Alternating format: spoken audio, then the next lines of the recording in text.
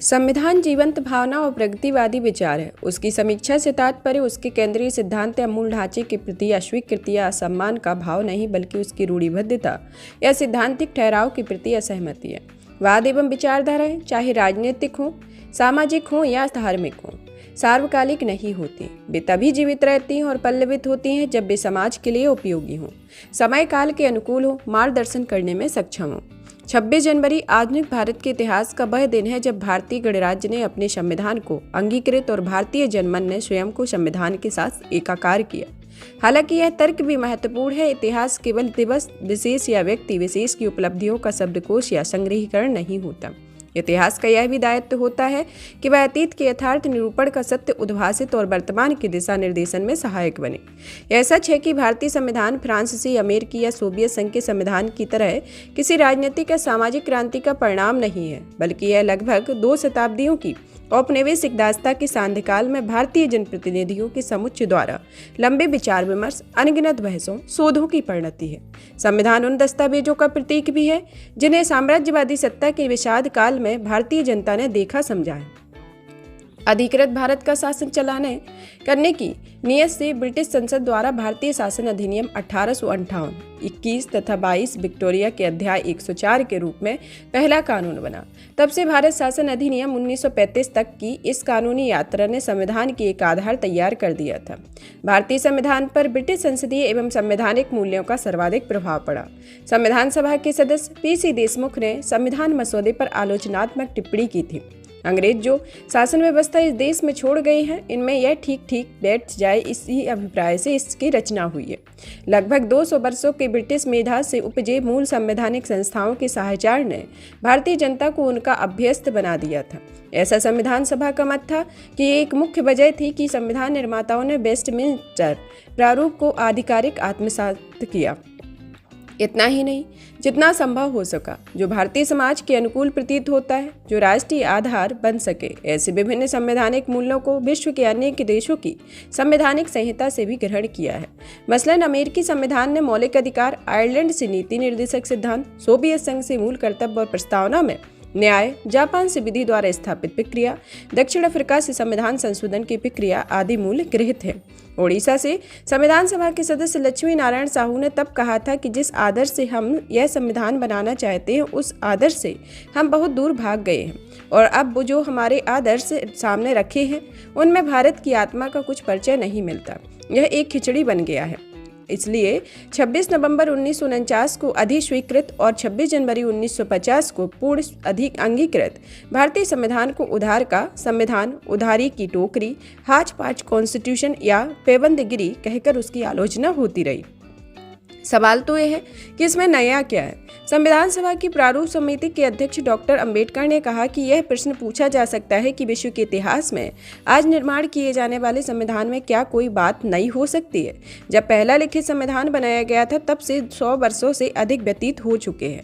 उसके बाद अनेक देशों ने अपने संविधान को लेखबद्ध किया। इन तथ्यों को जानकर सभी संविधानों के मुख्य उपबंध एक से अधिक दिखाई पड़ते हैं।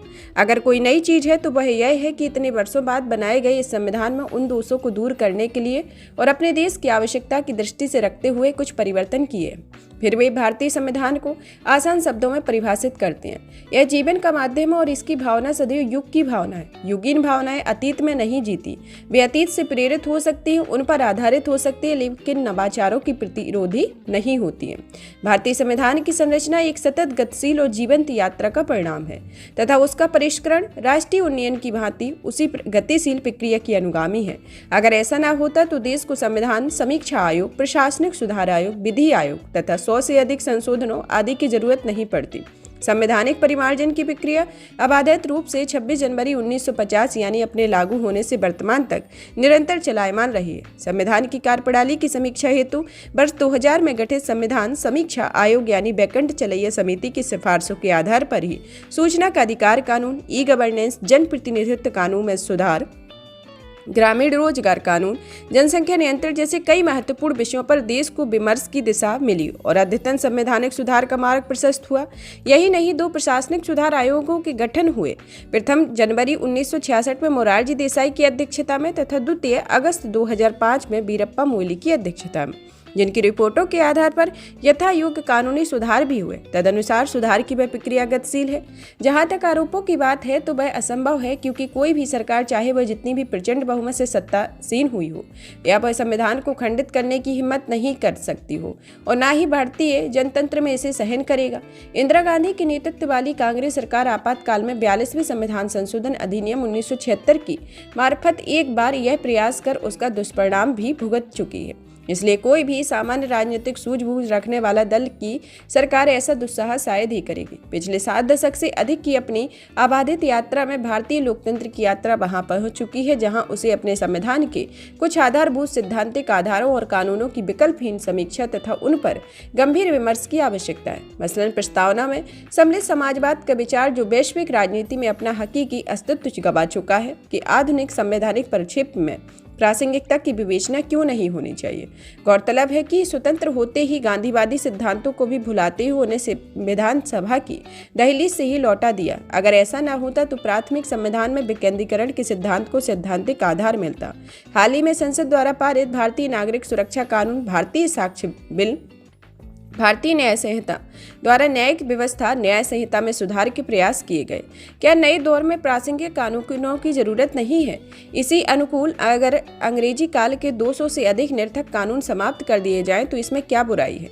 यह समझने की जरूरत है, क्योंकि संविधान जीवंत भावना और प्रगतिशील विचार है। उसकी समीक्षा से तात्पर्य उसके केंद्रीय सिद्धांत या मूल ढांचे के प्रति अस्वीकृति या असम्मान का भाव नहीं, बल्कि उसकी रूढ़िबद्धता या सैद्धांतिक ठहराव के प्रति असहमति है।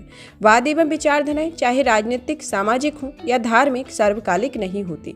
वे तभी जीवित रह सकती हैं और पल्लवित होती है जब वे समाज के लिए उपयोगी हों, समय काल के अनुरूप हो, मार्गदर्शन करने में सक्षम हो। वक्त के साथ परिवर्तन की अपेक्षा हर दौर में विचारधाराओं तरहवादों के लिए मौजूद है। जो यह परिवर्तन को निषिद्ध करने का प्रयास करते हैं, प्रतिगामी होते हैं। वे समाज के लिए अनुपयोगी और घातक होती हैं, सामाजिक विकास की धारा को भी अवरुद्ध करते हैं। भारतीय संविधानवाद की अवधारणा भी इस तर्क से परे नहीं है, इसलिए संविधान के परिष्कार और परिमार्जन की प्रक्रिया निरंतर गतिशील रहनी चाहिए। धन्यवाद।